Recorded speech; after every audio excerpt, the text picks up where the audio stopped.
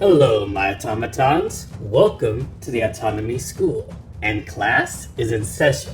Today's lesson is how to change the position of on-screen UI items, like this text box right here.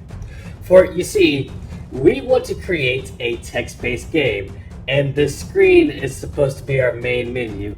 However, with the text box as it is, the player cannot see the text we're going to put.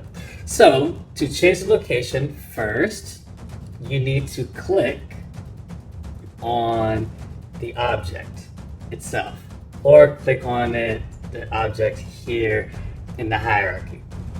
And then this inspector will show up, telling you the X position and the Y position. Also, you may have noticed I made my mouse giant so that you can more easily see, so it's easy to follow this stuff. Anyway, if you click on this pose X right here and hold down the mouse and drag left and right, you can change the X position that way.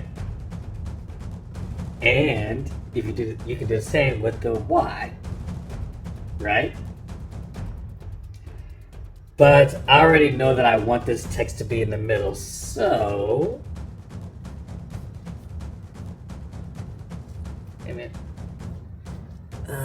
if I do this one, okay, there we go. Oh, I guess I might as well. No, don't worry about it. I already know that I want this to be in the middle, so I'll change the position X to 0.